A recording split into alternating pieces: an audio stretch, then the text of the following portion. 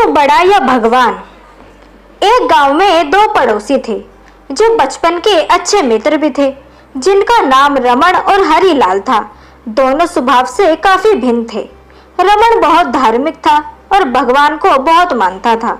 वहीं हरिलाल कर्म में विश्वास रखने वाला बहुत मेहनती व्यक्ति था। दोनों की आर्थिक स्थिति ज्यादा अच्छी नहीं थी।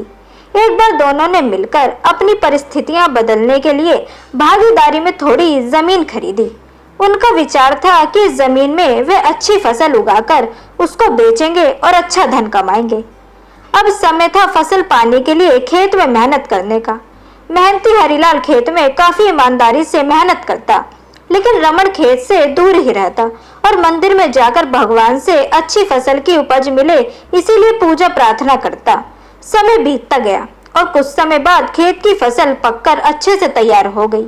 इस फसल को दोनों ने व्यापारी को बेच दिया, जिसके बदले उन्हें व्यापारी से काफी ज्यादा पैसे मिले। अब बारी थी पैसों के बंटवारे की, तो घर आकर हरिलाल ने रमण से विनती की कि इस धन का ज्यादा हिस्सा उसे दिया जाए, क्योंकि उसी ने खेत में ज्यादा मेहनत की है। इस बात से असहमति दर्शाते हुए रमण बोला, नहीं, धन का तुमसे ज्यादा हिस्सा मुझे मिलना चाहिए, क्योंकि मैंने भगवान से इसकी प्रार्थना की, तभी हमको इतनी अच्छी फसल हुई। मेरी भक्ति और भगवान के बिना ये संभव नहीं होता। दोनों ही अपनी अपनी बात पर अड़े हुए थे। वह दोनों इस बात को आपस में नहीं सुलझा सके। धन के बंटवारे के लिए दोनों गांव के सरपंच के पास पहुंचे। सरपंच ने दोनों की सारी बात सुनी। उन्हें पता चला कि असली हकदार हरिलाल है।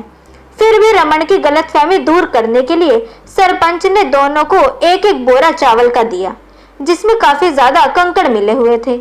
सरपंच ने दोनों से कहा, कल सवेरे 7 बजे तक तुम दोनों इसमें से चावल और कंकड़ अलग करके लाना। कल तुम दोनों के चावल देखकर ही मैं फैसला करूंगा कि इस दिन का बड़ा हिस्सा किसको मिलना चाहिए। रमण और हरिलाल चावल की बोरी लेकर अपने घर चले गए। मेहनती हरिलाल ने रात भर बिना सोए चावल और कंकड़ को अलग किया, लेकिन रमण चावल की बोरी को लेकर मंदिर में गया और भगवान से चावल में से कंकड़ अलग करने की प्रार्थना करके सो गया। अगले दिन सुबह हरिलाल जितने चावल और कंकड़ अलग कर सका उसको ले जाकर सरपंच के पास गया, जिसे देखकर सरपंच खुश हुआ। रमण वैसी की वैसी बोरी को ले जाकर सरपंच के पास पहुंच गया। सरपंच ने रमण से कहा, दिखाओ तुमने कितने चावल साफ किए। रमण ने कहा, मुझे अपने भगवान पर पूरा भरोसा है कि उन्होंने सारे चावल साफ कर दिए होंगे। जब उसकी चावल की बोरी को खोला गया तो उसमें चावल और कंकड़ वैसे के वैसी थे। सरपंच ने रमण को समझाया कि भगवान भी तभी सहायता करते हैं जब तुम मेहनत करते हो। सरपंच ने धन का ज्यादा हिस्सा हरिलाल को दिया।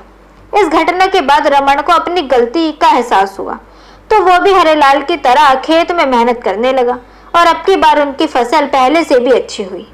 तो दोस्तों, इस कहानी से हमें क्या शिक्षा मिलती है? इस कहानी से हमें ये सीख मिलती है कि हमें कभी भी सब कुछ भगवान के भरोसे नहीं छोड़ना चाहिए। भगवान हमेशा उसका साथ देते हैं जो कर्म करना नहीं छोड़ता। इसलिए हमें किसी भी क्षेत्र में सफलता पाने के लिए जरूरी है मेहनत करते रहना। तो दोस्तों, कैसी लगी आपको आज की ये कहानी, ये हमें कमेंट सेक्शन के थ्रू जरूर बताएं। वीडियो अगर आपको पसंद आई हो तो इसे लाइक जरूर करें, साथ ही इसे अपने दोस्तों के बीच भी शेयर करें। चैनल को सब्सक्राइब करना ना भूलें। मिलते हैं आपसे अगली वीडियो में, तब तक के लिए गुड बाय।